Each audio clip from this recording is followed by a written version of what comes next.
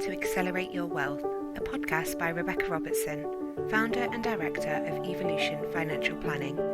We hope you enjoy the show, and please feel free to leave us a review. It really does help. Feel free to connect with us on Facebook, LinkedIn and Instagram, or head over to www.rebeccarobertson.co.uk or our sponsor, Evolution Financial Planning, for regulated advice on www.evolutionfinancialplanning.co.uk/podcast. Hey, and welcome to today's show. Today we're going to be joined by Kim Raine. She is the Entrepreneur's ADHD Performance Coach. She is the author of Square Pegs, a book of self-discovery for women with ADHD, founder of the ADHD Business Collective, creator of the ADHD Practitioner, the largest and UK's highest CPD accredited certification for coaches, therapists and professionals, and the proud and relieved owner of a late ADHD diagnosis, which she'll be sharing some of her story and how she found her diagnosis only 6 years ago. She has spent the last 18 years running successful coaching businesses, empowering clients to have more confidence, focus and success by overcoming procrastination, eliminating overwhelm and banishing burnout, so they can move their businesses forward with systems, strategies that work best with ADHD brains. So today we're going to be talking about ADHD and how then you manage your money when that overwhelm, procrastination and burnout is that much more provident. So yeah, let's get chatting to Kim. Welcome, Kim. Hello. I Thanks. love you already. Where are you from, by the way? I'm in Surrey. So people say that I sound like a Londoner sometimes, and when I'm with people who are slightly more south based, which you are, I become less of my telephone voice, as you can hear now, and more like my southeast London and a bit of a geezer. So everyone says that to me, and I don't think I speak like that at all. And people go, I'm not "You're suggesting quite blimey, aren't you?"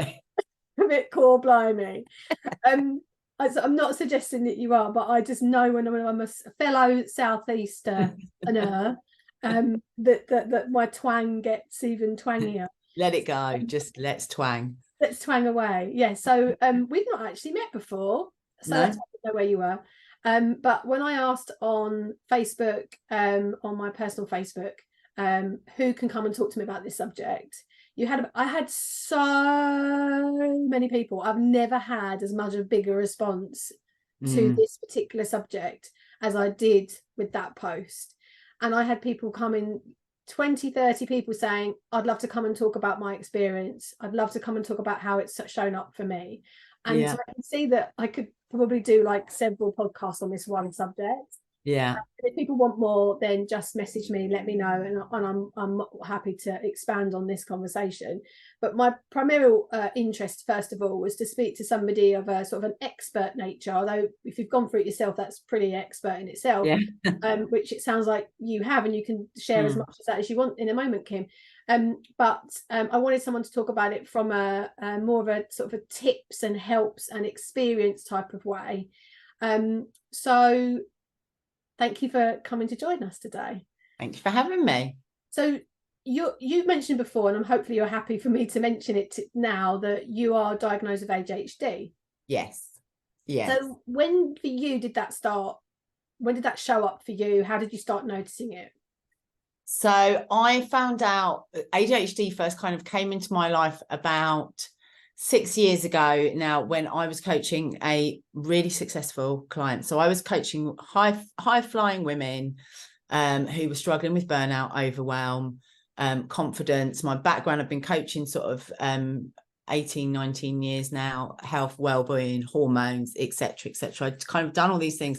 And I was working with these ladies, and one lady said to me one day, Kim, I think I've got ADHD. And I just thought to myself, you've not got ADHD, because she was extremely successful. She was the global head of talent for a very well-known international media company. And, you know, this lady was phenomenal. And she was phenomenal. That was the thing. Everything she did, she was like gung-ho. But actually what would happen was we would have times of great success, but then when there wasn't the coaching there, it would kind of fall apart. And so she said that to me. So of course I had to look into it, and I started thinking, I was like, oh, that's interesting. And then about a year later, another client came on and said, Kim, I think I could be ADHD. And it just, you know, and this particular client I'd worked with a long time. And when we went through her diagnosis and her journey, it was just, I learned so much from her. Her name was Tina, and she's now an ADHD coach, actually. But it really opened up just answered so many questions just for myself, for my daughter, and has gone on to be, something that I've just made my career. But what also happened at the same time, was I started looking around and I started seeing the women that I was working with, that not all of them by a long shot, but there were women that I was working with who were struggling. Like, they would have it would all be amazing until it wasn't. And it would all work until it didn't. And, you know, in my younger days as a coach, because once I realized I could look back, and I now say, you know, I've been officially coaching ADHD for about 2 or 3 years now, but unofficially probably for about the 6 years, and unknowingly for the 18 or 19 years, because I can look back now and see where the ADHD was in many of my clients. And I can't remember where I was going with that point. Working memory is one thing that we'll talk about. But, you know, I could but I could once I could see, and I could look back and see it, and it's That's, so I asked the question, which was, how did it start showing up for you? So that was a beautiful explanation as to how it started, how your journey started. And obviously then you went and got a diagnosis, I imagine. Well, so for me, I then self-diagnosed. I read my husband a list of symptoms one night, and I was looking for my daughter, and I said, who does this sound like to you? You know, emotional dysregulation, trouble staying focused, timekeeping. I read off all sorts of things, and he went, well, that's you. And I was like, oh, right. And so eventually I didn't get diagnosed straight away. I didn't get diagnosed for quite a while. I kind of worked with my daughter first of all, and there was lots going on with clients, because suddenly it was, and but then I got my own diagnosis, because I'm 50 now, and so I've only been diagnosed for 3 years. This is great, by the way. Thank you. But actually, I would say, you know, I can look back and I can see ADHD now all through my life. I mean, and when I wrote the book, I phoned my mum and I said, have you got the old school reports by any chance, just to have a look? And she phoned me up. She went, oh my goodness, Kim, just come, you're just going to look. And they were hilarious, because all over these reports is undiagnosed ADHD. Kim Kim's got so much potential, but doesn't apply herself. Does Kim not want to be pushing, you know, all of this stuff? And when I was looking at it, and, you know, my personal favorite was, Kim must try and resist the urge to fill silences with a wisecrack, which is something I still struggle to do in adulthood. I love it. Love it. So and how can the scale, so you talked about executive function previously, right, when we weren't recording.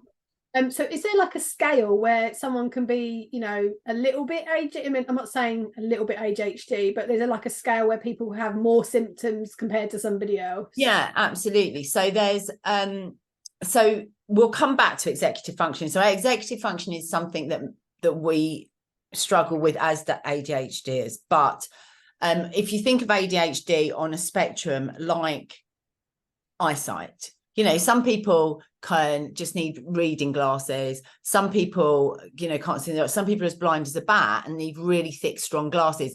And like any spectrum, that's kind of what ADHD is. So I think that there are some people who would, you know, I work with some clients who I can see their symptoms are really high and chronic, and other clients are like, they have the symptoms. But also for women particularly, actually what we know is that our symptoms go up and down according to where we are on our menstrual journeys and our hormonal journeys through life. So for me, like at 50, like, so I would look back at these school reports and my teens and even my 20s and then think, all right, okay, I didn't do bad. And then suddenly at 40, things started to really crack open as the whole perimenopause thing starts to happen and your body starts to change. And suddenly the hormones that have actually been really kind of helping you out and helping you focus, start to decline. And so actually estrogen is a very cognitive hormone. You know, it really does kind of bolster us up. So it's, as far as a spectrum, yes, it is on a spectrum, but for women particularly, actually that spectrum can be very can move in flow. Yeah, so puberty, just after having a baby, obviously throughout your monthly cycle, and then into peri to post menopause. These are times when actually outside of those times your ADHD might seem quite manageable and just quite normal and quirky, and it's not, you know. And then there might be certain times in the month where suddenly your ADHD, and I say to my clients, like, you know, the ADHD is driving the bus, and it just feels like, and it's like the ADHD is driving down the bus, and it's like you're in some cartoon, you know, and the foot's flat to the floor and your head's like, scream if you want to go faster. And is there a link between dyslexia and ADHD? Is that right? Yeah. So there are a lot of coexisting conditions or comorbidities that arise with ADHD, autism, learning disabilities, so dyslexia, dyspraxia, dyscalculia, or dyscalculia, isn't it? And depression, OCD, Tourette's, or the eating disorders, obesity. There are a lot of things that are now actually coming as coexisting conditions. So if you're dyslexic, it doesn't mean you're definitely ADHD. No. However, if you have ADHD, there is, you know, a good chance, or not a good chance, but there is a chance you might have dyslexia. So, you know, they don't have to go together, but it's not uncommon to find them together. Yeah, sure. It's just funny how you're describing things. I'm not saying that I am ADHD. I think I have somehow learned how to mask so many of the things. So I'm not actually sure. Like I'm quite highly functioning, so I just managed to get on with things. I'm 99% sure I am dyslexic, because my daughter's been diagnosed, and the things that she does, I'm worse at them. Right. Okay. And my dad is terrible at them. So again, it's like having to learn. Like I've had to teach my brain. So for example, I'm quite open about this. I've done a TEDx talk mentioning this, so this is not something I'm ashamed of. I was for a long time. I got an F in maths at school. I had no qualifications. I now have diplomas and degrees on financial planning. I wasn't clever at school. I just, my brain didn't work that way, and it took me an awful lot for me to pass my exams. I'm a kinesthetic learner, so for me to retain the information to pass my financial exams was really hard work for me. Yes, I'm not saying they're hard; they are hard work, but for people with potentially, I'm not saying I have. I think I have, because I haven't been diagnosed. It's extremely hard. So you sometimes, I don't know, people that are listening might be hearing some of the things that we're talking about and might go, I'm not sure if that's me or not. I'm not sure if that fits with me or not. Yeah. Can I just, so a couple of things just out of that. So there's two kind of things that you mentioned. So first of all, like, actually I haven't said it yet, but quite often if I'm speaking or anything, I very often say, just to let you know, by the end of this, probably you're all going to think you've got ADHD. Okay. Because actually the thing with ADHD is ADHD are traits, their personality. A lot of the symptoms, a lot of what we see outwardly are traits, our personality, things that people might have. And so actually having ADHD, it's not that we can't, you know, someone said to me the other day, someone said, if you've got ADHD, I can't remember what it was, but it was some sort of benign thing that anybody does. Any human being forgets their keys. Any human being gets overwhelmed sometimes and loses their whatever poo. I don't know if I'm allowed to swear in that, but loses whatever their mind, Kim's better to say. You know, we all have times when we get distracted and when we're impulsive, etc. However, with ADHD, you are having it ongoing. You can trace it back to childhood, and it's causing significant challenges in your life. So that's, I think, you know, with the ADHD thing and the traits, I think it's worth mentioning that. It's also worth mentioning that, you know, we're seeing a rise in diagnosis, etc. That's mostly because of advances in neuroscience, and that a lot of people, I can't remember the doctor's name at King's College, but you know, he says most people that seek a diagnosis for ADHD do actually have ADHD because they know at some way. Yeah, they're not going just for the fun of it. Oh, let's just randomly go and do that. But exactly. It's also more socially acceptable now, whereas 6 years Yes. ago it wasn't. You know, you're No. when the lady said it to you that you were coaching. Yeah. You're so highly functioning. Yeah. Now it's okay. It's not. There's no sort of and to be honest, Rebecca, do you know what? I've seen that change in the last 2 years, even in the last 18 months. I've literally seen the conversation change because I was getting emails and in my inbox going either, oh, I think I may be ADHD and I want, but I don't want the label, or I think my child might have ADHD, but I don't want them to have the label. And the trouble with that is I get that because I was that person as well. And that's probably why I didn't get my own diagnosis for 3 or 4 years, because I was still running my business and I was still thinking, oh, what are people going to think? And and then I was thinking of all the people that were going to be like, oh my God, of course, yeah, she's all over the show. You know, there's still that thing. But actually, when we think about the label, what we're stopping is opening a whole world of understanding of how our brain works. And actually, you know, they're different sorts of brains. And knowing I've got ADHD and knowing my daughter's got ADHD for her as well has been a change, life-changing. So definitely it's more acceptable now. And then the other thing that you mentioned though was the masking, which is something that, you know, ultimately when, you know, at school, when we're looking around, and like you see, you can see that maybe other people are finding certain subjects easier than you or things easier than you. But as human beings, we're going to try and fit in and we're going to try and do the right thing and we're going to hide. And there is a lot of masking goes on, especially in women of, I don't think you're as old as me, but of like this sort of my sort of generation. Okay. So, but for you, you know, for many years, and a lot of that then goes internally, like, what's wrong with me? Why can't I keep up? Why do I keep dropping the ball? Why is it never enough? I mean, I'm not saying in terms of ADHD, but in terms of my, you know, my education, that affected me for years. And it drove a lot of my ego decisions without me realizing that's what I was doing. Because I was trying to fill myself back up, if you like, by proving to myself, by doing, you know, the awards that you see behind and the books and the TEDx and all of that was driven by trying to prove to myself that I was good enough. So you know, those things from the past do really matter. It forms part of who we are. And, you know, that's how we start to show up in that, like you mentioned before, that executive function. ADHD is around decision making, the emotions, the working memory, impulsive, and then how we start showing up with our money as well. So let's talk a little bit about that. So you've worked with clients for years. So we've talked about ADHD. We've talked and how it can affect, starting to talk about how we can procrastinate.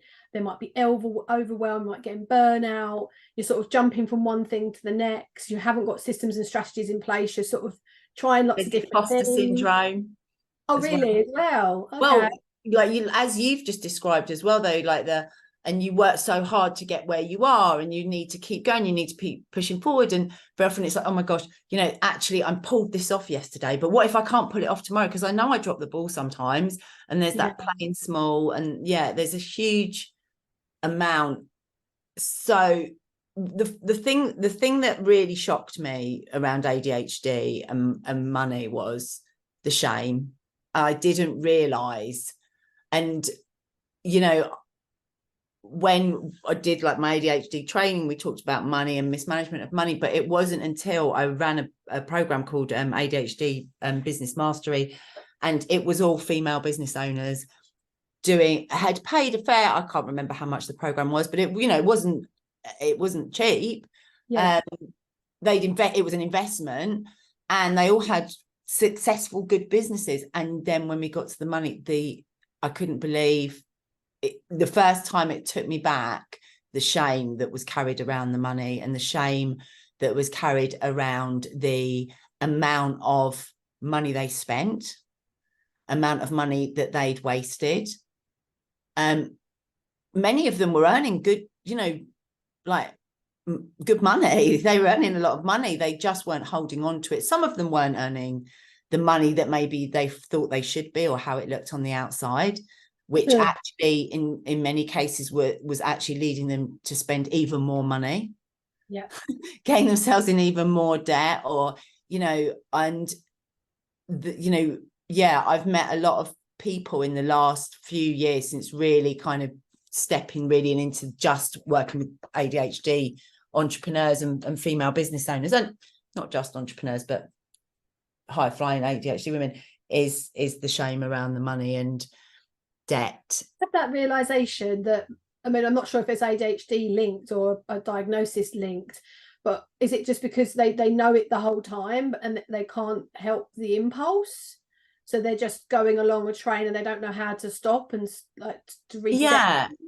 So let's go back and talk about the executive functioning, because this will kind of give us an insight into why it's something that we struggle to manage and can get ourselves into, and actually what we can see. And I mean at the moment, having the diagnosis, for me, self-diagnosed or otherwise, really, I want to say that because it's hard to get a diagnosis right now. And actually, if you're looking into it and you're recognizing yourself in it, it could be the menopause. There are other reasons that you could be feeling that, but actually it's like putting a pair of glasses on when you've been on that spectrum, you can't see, and suddenly you can see the financial, and I look back over it and I'm like, oh my gosh, I've been boom or bust.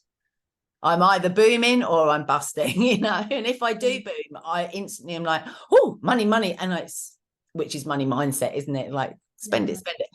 So if we go back and look at, ADHD, we talk about the executive functions, and the executive functioning is like, your CEO and your board of directors really for the brain. And you've got, like we said, you've got the part that deals with working memory. You've got the part that deals with impulsivity and inhibition. You've got the part that helps you focus. You've got the part that makes you self-regulate, keep your emotions in check, and planning and organization. Now, with the ADHD brain, first and foremost, what we know is that there is, and Dr. Russell Barkley talks about this beautifully, and it's his kind of theory it's come from, but there's a 30% developmental delay in ADHD brains, in ADHD children. So this isn't a delay in intellect at all. This is about social, it's about inhibition, it's about impulse control, it's about maturity. So there's about a 30% immaturity. Now, actually, what we also now know is that the brain should be fully formed around 25. If you've got ADHD, that's going to be more like 35 to 40. Wow. Yeah. So now if we look at that, and this is the ability to, and the executive functioning doesn't ever quite catch up, but the formulation of the brain does. So we mature. So we might find that symptoms ease over the years as our brains do mature and catch up. But so if you can imagine, you've got a 25-year-old, there's that chronological age, but developmentally they're 16, 17 years old. So you see this example when you send an 18-year-old off to university, and I've seen this happen with clients and their children, send them off to university with their student loan, and they come back 2 times later, they've burnt through the entire loan, they've done none of the work because suddenly what you're actually sending off is a 13-year-old. Right. Developmentally for that maturity, or the 13, 14-year-old. So that's the first thing. So there's the decision making, there's the impulsivity. Now, if you add into that as well, for women as well, there are times in our menstrual cycle and in our lives where actually hormones are going to affect our executive functioning. There is stress affects our executive functioning, lack of sleep affects our executive functioning. So when we're like struggling like that, actually, if you have got opportunities in front of you and there's money and there's credit cards and there is little to stop you doing it. Yeah. And when once having a diagnosis of ADHD doesn't mean that instantly stops and you get your finances sorted. You've still got ADHD. But suddenly you can think to myself, okay, what can I put in? And we need real scaffolding around us to make sure that we'll you know, I'll give you some tips at the end. Where, and I, you know, like I said to you, I am an expert on ADHD. Money, not so much. I'm just, you know, 50 years old, like I say. So you think I'm just maturing. And I'm like, oh, okay. Like a fine wine. Yeah, exactly. But what happens in the brain with this is we have something called temporal discounting, which basically means that we live for the moment. We live for the here and now. So when we have good people like yourself saying, well, I don't know if this is actually your future, pension, this, that, and the other. It's like, oh my God, no way, because I'm living the here and now. So if you're asking me to put 200 quid into my pension, or to go for a spa day, or buy a new pair of shoes, I'm going to go with the here and now, because I don't have the working memory, which is like the thing that gives me the foresight, and the thing that, or, you know, even like a lot of the functions in there that are helping me process past experiences. Like, Kim, you don't need a pair of shoes, you've got 12 pairs of shoes in the day. Or look forward into the future, that one day I'm going to be old and I'm not going to be able to earn. It just doesn't, that's not how. So we have to make sure that we do work with people like yourself to help us be that part of our executive functioning. We need a financial officer in our heads. Before people talk to me, they've got to have that realization first. Yes. So, with all of this, right, you've got to realize that you're struggling, you've got to realize that you're procrastinating, you've got to realize that you're making the same mistakes, you've got to almost feel, I guess, that shame that you've described, which is not a very nice place to be. Like, no one should have to feel like that. But for people to take action, unfortunately, it's what I found from my experience, this is everybody, is that sort of decision making is often come from them seeing someone else go through something bad, like someone else has had a cancer scare, I need life cover. Someone else has inherited some money and wasted it all, I need to get my shit together. Someone else has bought what? Sorry, that was because I'm thinking of, I've had in the past now clients that have inherited money.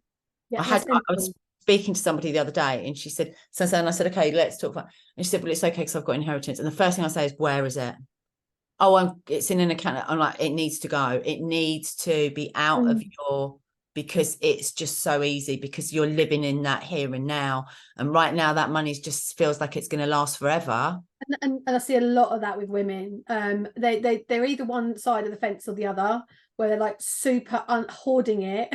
Right, yes. Hiding it under the sofa, like so protective of it, don't want to spend it. It's like their nest egg, their baby. Or, you know, they're living in the now and they're not really worrying about that future, and they're just going to do what they need to do to get through, you know, this week, this month, and they'll worry about the rest another time, not right now. I'm not even going to think about when they're going to worry about it. So people don't there's often, they've either made a big mistake, they've recognized it, or they see something else has happened to somebody else, and then that sort of drives them to make a decision. It might be family members retired and they've hardly got anything to live off of. And I'm seeing more younger women now than I ever have in the last, I'd say, year, as little as a year. Whereas you know, sort of more millennials are making earlier financial decisions. The kind of I come across, they're more like in their 40s and turning 50, because they're actually starting to feel that they're closer towards that 60-65 mark than they previously ever felt. You're sitting there laughing, going, oh shit, I'm 50. And then it's like an itch, right, that you know that's there, and it just like you scratch it and you have a look at a website, and then, you know, the next you forget about it, something happens, you get distracted, and this is normal everyday people. So people with ADHD, it's like, it's almost like going to the gym. One thing that I never forget is my daughter's been diagnosed dyslexic, and I said I got it, but I didn't really get it. And the lady at the school, because I'd been pushing for the primary school to get her diagnosed. I didn't even know what diagnosing was. You know, we're talking 10 years ago where it wasn't really a thing. And I just kept saying to the school, something's not quite right. I don't know what it is. A tutor, she's had several tutors. They're all telling me something's not quite right. School did nothing. She was 2 days in her new secondary school, 2 or 3 days. They said, we're going to test her. And then they came back and said, we're going to treat her like she's dyslexic, but go and get her privately paid for her to get this. And so I was talking to the teacher about it, going, but can you help me understand it?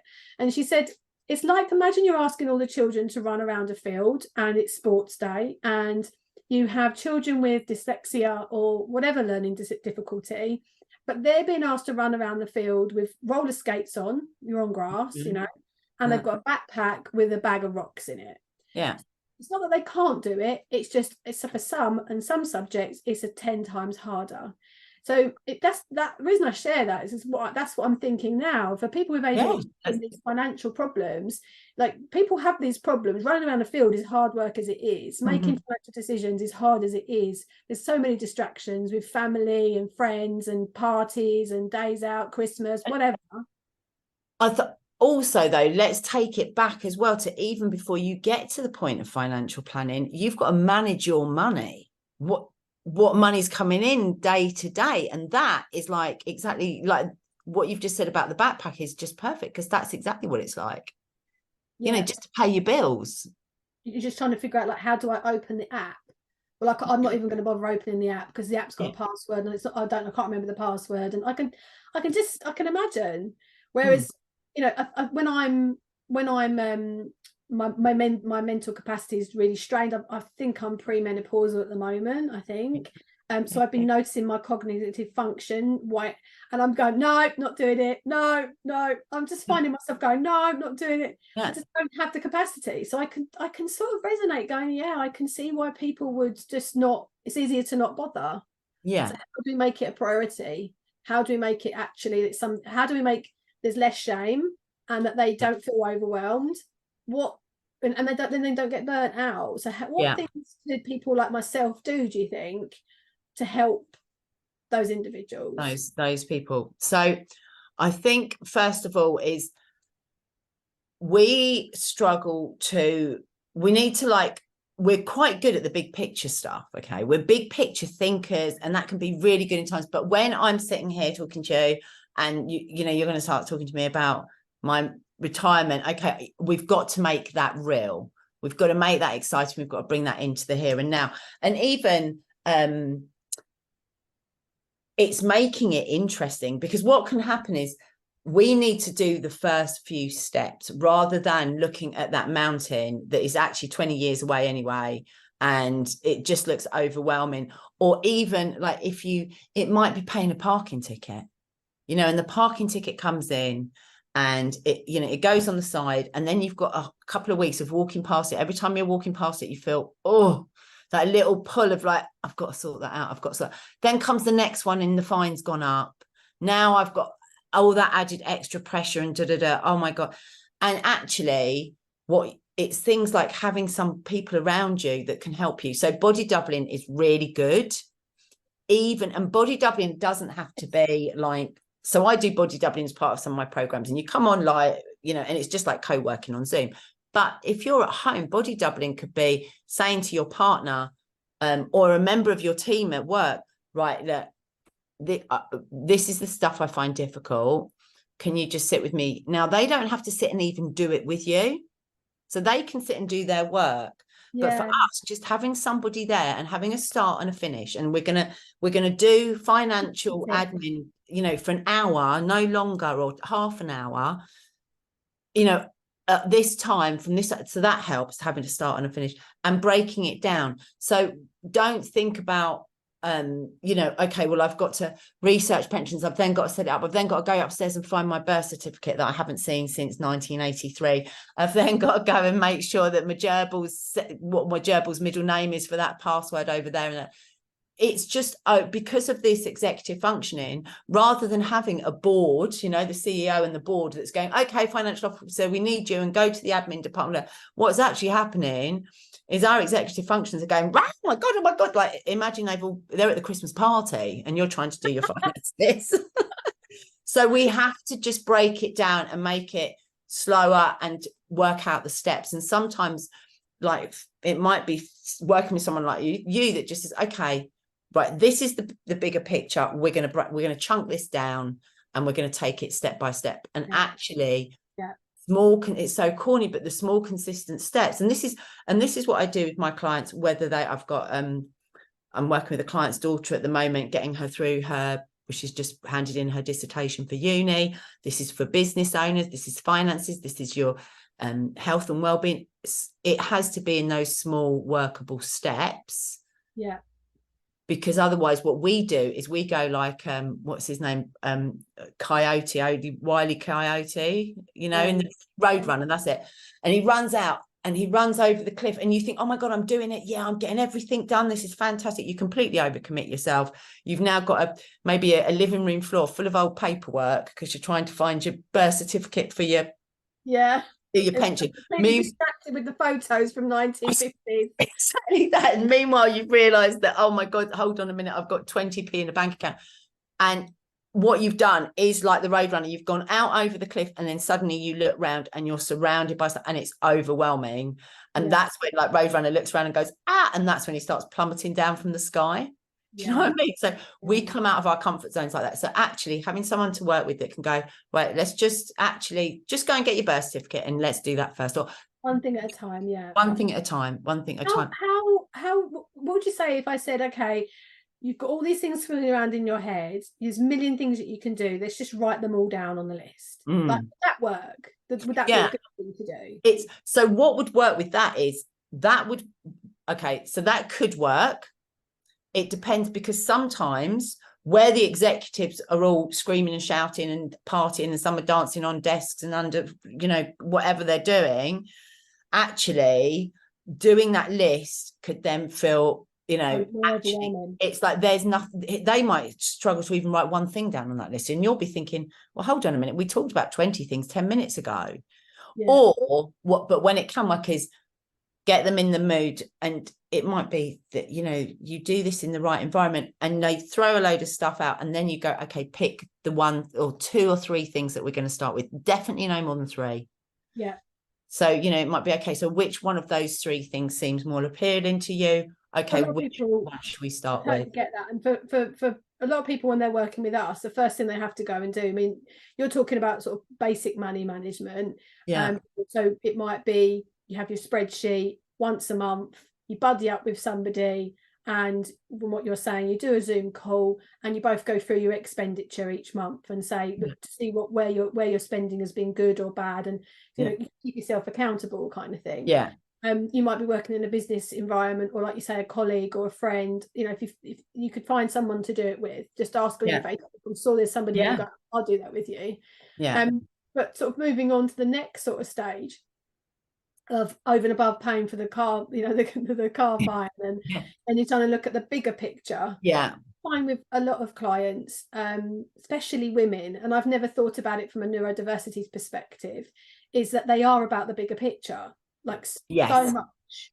And so they won't come to me and say, I want to put £200 into a pension, please. No. They'll come to me and say, I'm 49, I'm 51, I'm 52.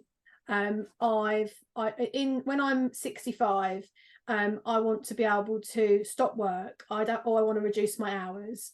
And they don't say it to me, but once I've had a conversation with them and I've explored it with them, they then start to describe, you know, they want to walk their dog more, they want to go on walking holidays, they want to go on, there's a trip they want to go with a girlfriend that they've been planning for years, but they've never mentioned it, and they're not sure if they can afford it, and you know, they'd rather go part-time at 60 and work less hours until 65, but they'd like to get rid of the mortgage as well. And then all of a sudden, for some people, it starts to then, it's so many questions with so many elements, they just don't know where to start. And to me, I can see it really simply, and within 5 minutes go, do this, and this. But to them in their head, it's like, well, do I overpay on the mortgage? Do I reduce the mortgage term down? Do I downsize? How much should I put into my mortgage? How much do I need to have in my pension for me to retire? And then all that future vision almost sort of starts to disintegrate. Yeah, exactly. Because the first thing that they're going to be asked to go and do is go and collect the pensions that you've currently got. Yeah. And for someone with ADHD, what you've just done, or not you personally, but what has just happened is you've sucked all of the fun out of what they were doing. And because basically that's so funny. But basically we have low levels of dopamine. Okay, so motivation and getting excited fires up our dopamine, and when you fire up our dopamine, actually that gets us motivated. So sorry, I said motivation fires up our dopamine. It doesn't. Getting excited fires up our dopamine. That gets us motivated. So now we're like, yeah, okay, so I'm going to have this and I'm going to have that, and they'll be so excited.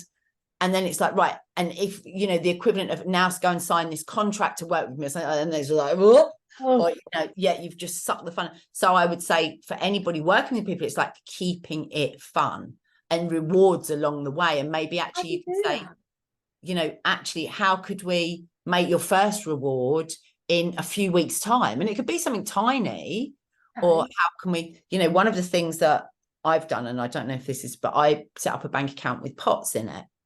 And that rounds up. So I now have a pot that rounds up bits and pieces, and you know, and I have a pot for money I didn't spend. And actually, because we get our dopamine here, and that's very often what will drive spending for us. It's like, I'm bored, or I'm sad, or I'm angry, or I need to feel something different, I need to get some dopamine going. Okay, but actually we get the biggest spike of dopamine before we do the thing. It's the anticipation of the thing.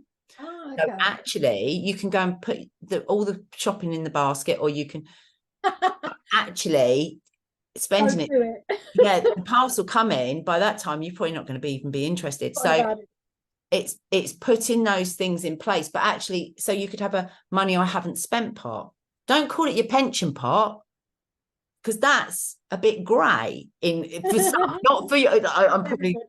Not for everybody, and in fact it isn't for me. I'm not offended. It's what I love about this conversation is I love having open, honest conversations, and I get how the impression of what a pension might seem to people is to be, oh, when I'm grey and I'm old and I'm knitting and I'm, you know, what I did with my nan. I live with my nan, and she'd all have all her little girlfriends over on a Saturday, and they'd sit there knitting, all having cups of tea, and that's what we think about old age. Whereas old age is not in your 60s or even 70s these days, actually. And for business owners particularly, they don't think about retiring. They don't think, oh, I'll probably carry on doing what I'm doing past retirement age. But what a pension is for me, the way I try and make them a bit more sexy, apart from the tax wrapper and all of that stuff, it's your future planning pot. It's an income that you can draw on later. So that pot talked about, it's just, but you're investing it in a way that means the money will grow for you, rather than sitting there in a bank account doing nothing. So they could call that pot, you know, anything that, so for me, every time I went to spend some money, actually I got my dopamine hit for putting it in that pot and seeing how much that pot grew. Now then, if I wanted to go and spend something out of it, I could. So, you know, are there any other ways that you can spice it up? We don't have good visual, we don't have this good working memory, and working memory is like it's holding in your mind long enough the steps you need to take and the things that you need to do to achieve your goals, so that you can do what you want to do. Working memory is about holding all the bits and pieces to complete the task in mind long enough to be able to do it. And we're not great with that. So you and I can have a conversation. I can go off absolutely really excited about my future and my financial future, and 10 minutes later I'll completely it's not visual at all. Like, is it non-visual at all? No, we do have, we can visualize, but it's in some people and not in everyone. So ADHD as well, I should say, is, you know, if you know ADHD in someone, you know ADHD in someone. It is different in everyone. It's so diverse on so many different levels, but certainly that picture in our future selves is something that is very common in ADHD. So making the sacrifice now for my future self is something I find extremely difficult. And then I add in the impulsivity, the fact I can get distracted, I can't stay focused, and somebody comes along and I've got this, I'm putting my money in this, you know, beautiful freedom pot that I've created for you, and someone goes, oh my God, we're all going on holiday for so-and-so's 50th birthday, Barbados, and it's just as much as I've got in my freedom pot. You're going to need to get in there fast to go, well, actually, Kim, you know, 2 weeks in Barbados now could be a year traveling around wherever when you're older. Last week, the podcast that went out last week was with a gentleman called Thomas Mather, who works like consumer, I forget his title, but excuse me, Thomas, if you're listening to this, yeah, my brain's gone. But he basically works at Aegon, and it's all around, like, he's a researcher, basically. He's head of research. And they did a lot of research in America and in the UK about, you know, like the app where it was on Facebook years ago, you put a picture of yourself now and it would show you what you'd look like when you were like 10 Oh, 20 years older. yes. Well, they've been testing that. We were talking to Tom about that last week, and about how women particularly struggle with that, because men look at it and go, oh, I don't look that bad. Women look at it and go, oh my God, I've got grey hair, I've got wrinkles. So if you add that sort of psychology into what we're discussing now, into the fact with you're a woman, you don't want to think about yourself getting old. You don't want to think about the future, and could cognitively, you're not able to actually even sometimes visualize that future, then no wonder you're not going to be doing financial planning. Like, you're not going to do it ever. No. And there's so many other levels of, you know, in business, there's decisions that you make, and you make investments, and then actually it's having, you know, proper financial planning around the investments you're going to be making in the future, rather than getting caught up in the here and now and, you know, making impulse decisions within your business, financial or otherwise, really. But, you know, financially. And then I've seen in the space that I work in, like the online spaces, a lot of women who have invested in one thing and invested in another, and then actually have come from maybe quite well-paid jobs, employment, tried to go self-employed, and actually they've got amazing expertise, amazing knowledge, but maybe not great business knowledge, maybe not great financial management, because they've been in a structured environment, and then they start to, because in their environment, maybe you would have an expert come in and do this, or someone, they had teams around them, people around them, they're trying to bring all of that in, and it can lead to like a bit of you're caught in it like a fly in a spider web.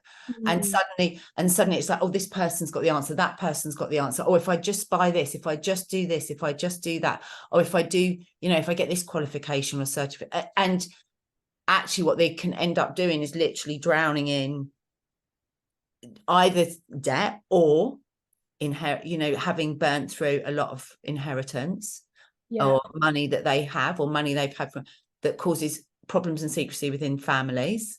And it just suppresses all of that shame. And that on top of that, there's very much often a feeling of, I should be doing better, because actually they know, even though many of them achieved so much, they know that it's really bloody hard work. And if it wasn't such hard work, they would maybe be a bit further on. It always comes back down to the basics for me. Like, I've been in business 13 years. I specialise in working in financial services for 23 years. I've been a business owner for 13 years. So, and I've run my own masterminds for business owners. I've done a membership and had business owners in there. I was a non-profit, ran a non-profit networking group for 6 years. So all of that. And what it always comes back down to is the basics. If it looks like a shiny object, it is a shiny object, avoid it. And it comes back to the basics in financial planning, is that you give every penny that you've got a job. So if you've got money coming in from your business, you have to be very careful. I had someone message me today who is very well adversed in the financial area, shall we say. Basically, she's an accountant.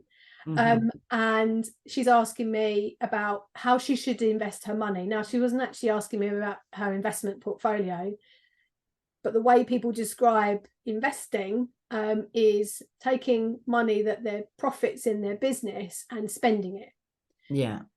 And people call that, and I've heard you refer to it a few times yourself today, about investing back in yourself, or investing back in your business.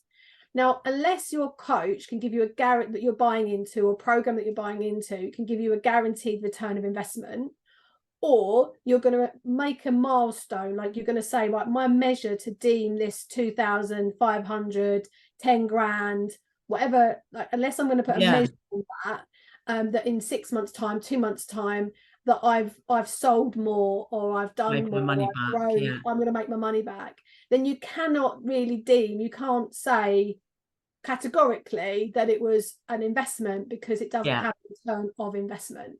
Now that's me as a financial advisor, but I totally understand how, you know, I've done things, I've paid for masterminds, coaches, all kinds of things, and sometimes you just can't measure the time and the space and the opportunity those kind of environments 100%. give you. I totally get that. But I think we have to be careful about how we then label it. Don't label it as an investment in my business or an investment in myself.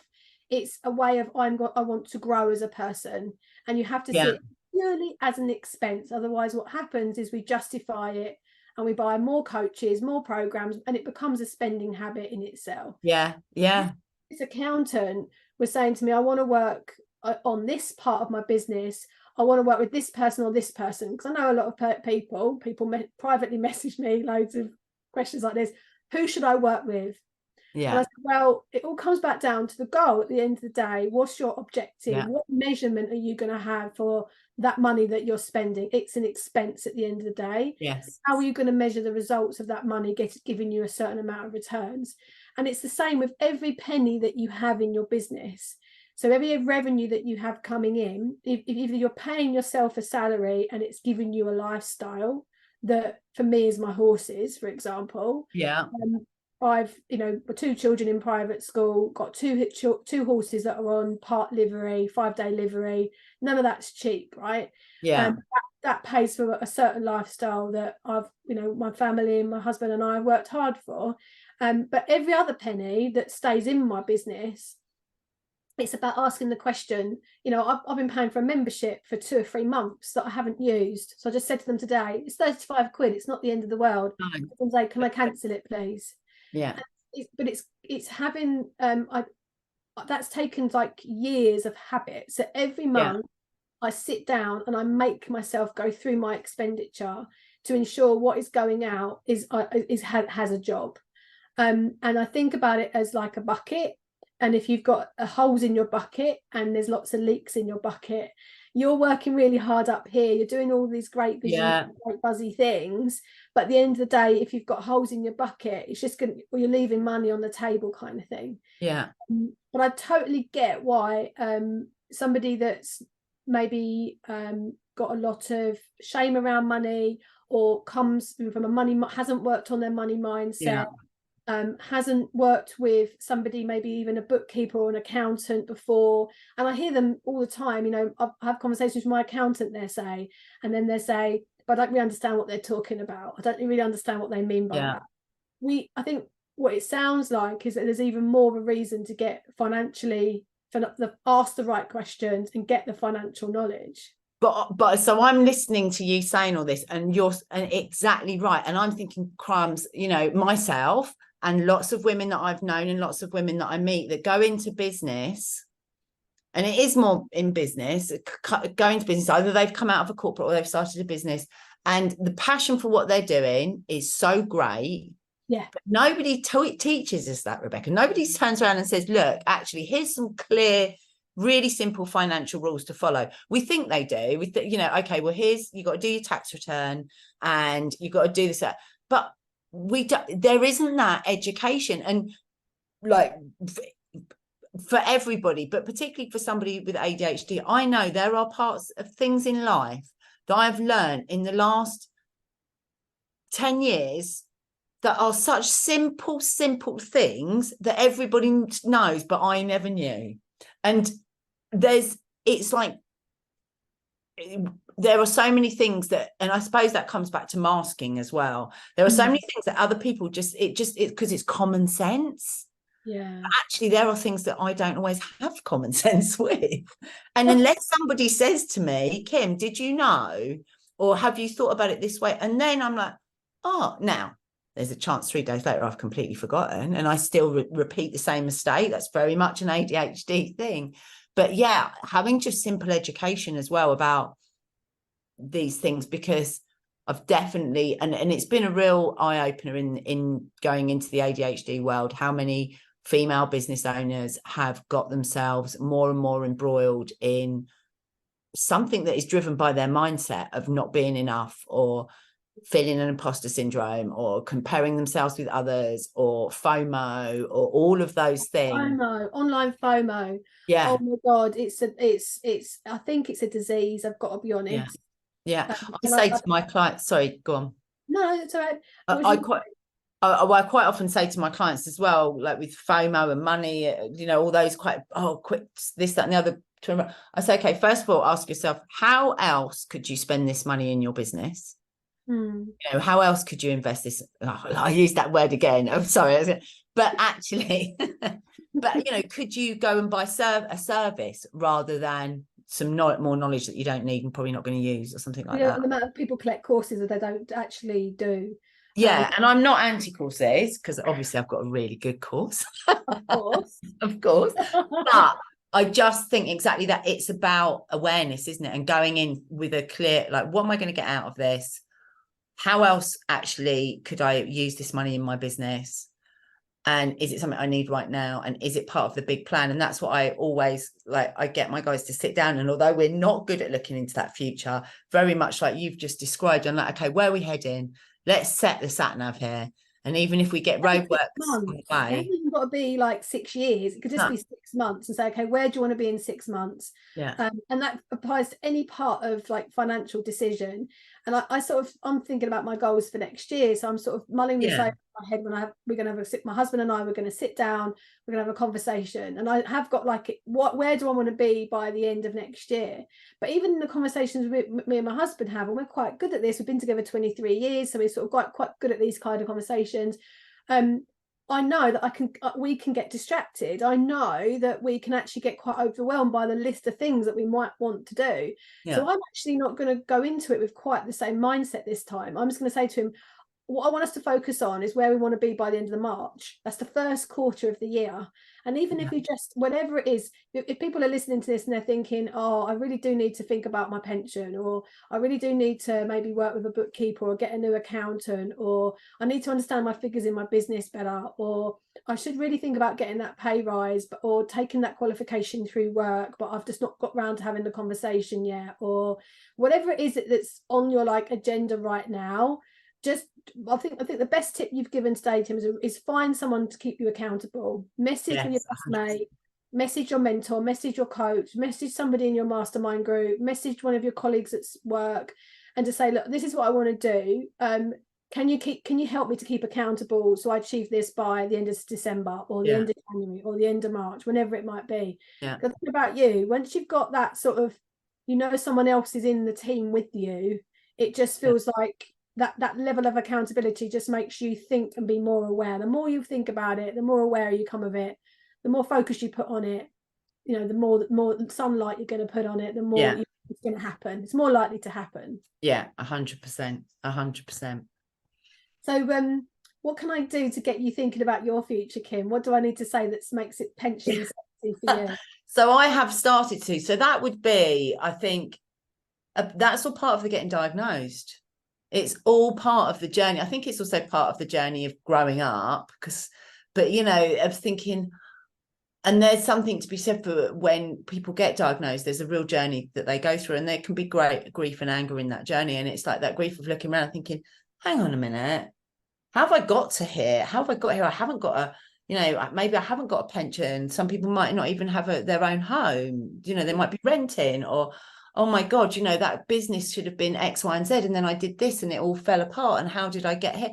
And actually, but it's okay, because all you're doing is taking stock. And I would hope that if I did come to you for advice at 50 years old, that you would be like, okay, well, we can do this, and there'll be a way, and it might be harder, but all hope is not lost. And so I just say it to all my clients for all of those things. So for me, I actually have started, I got the crappiest pension though. Sorry, I will say this, that I opened a while ago and felt so grown up. I was like, oh my God, I've got a pension, everyone, I've got a pension. But I need to say, but actually I'm doing other investments and things, because now everything that I am doing, I know that I'm doing the now for my future. And one thing that I work with clients on, one of the first things that we talk about, and I don't get them to necessarily now am I giving, but where do you want to be in 10 years time? And people go, what? And I'm like, where do you want to be in 10 years time? And they're like, but actually I made a 10-year plan at the age of 43. I'm 3 years off it. And do you know what? I'm not, but it's the first time I'd ever had a plan. And I'd never had a plan. I'd never thought to put a plan. And the plan wasn't that I've stuck to it because I didn't know I was going to get ADHD and did it. But the point being, where do you want to be in 10 years? And you can just do this thinking in your head. What would I want my life to look like in 10 years' time? Okay, in order for that to happen, where do I need to be in 5 years' time? So, for example, at 43, my plan for 53 meant that I had to sell one business, I had to retrain, I had to, part of it was to write a book. So I had to write a book, I had to change my client base, I had to, it was a lot. And if I'd have someone, and what I used to try and do is, I want to be there I need to be there right now. So I try and do everything now to get me there. Yeah. And that would never happen because I would burn out and it would crash and everything would be half done. And this way, it gives you time to go, okay, right, that is where I want to be in 10 years' time. So now, where do I need to be in 5 years' time? Okay, so to be there in 5, where do I need to be in 3?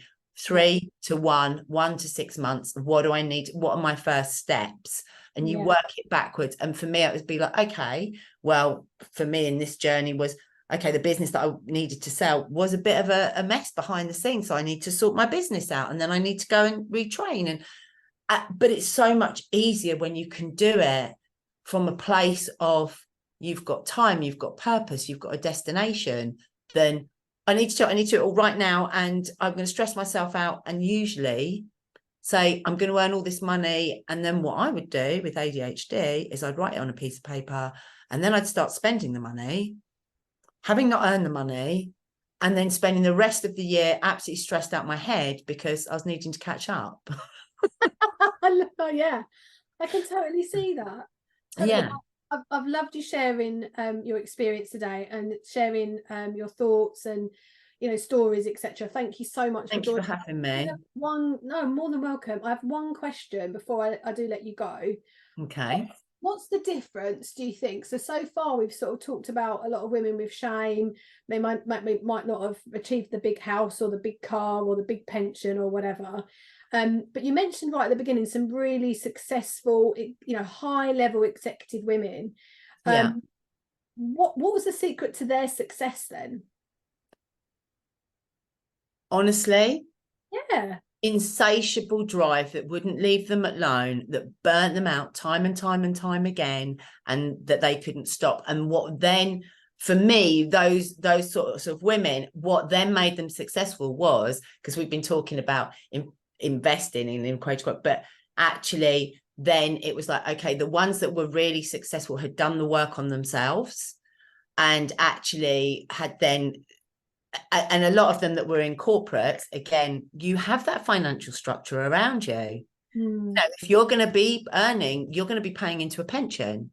There's no way out of that now. And you might have share schemes, etc. You might have a team, like you mentioned before. You've got people around you, skill set. You can like doing, etc. I think that, and that's not to say what I just said, all of those things in a bad way, but there was an absolute drive. Now, for the ones that were really truly successful, ultimately they did the work on themselves, and they got to a point where they could say that they were enough. And saying that they were enough means saying that they do enough, saying that they have enough, and saying that they are enough, which most women that I've worked with over 18 years in various forms, that's been the driving thing behind it. Am I enough? Do I have enough? Do I do enough? And the answer's always been no.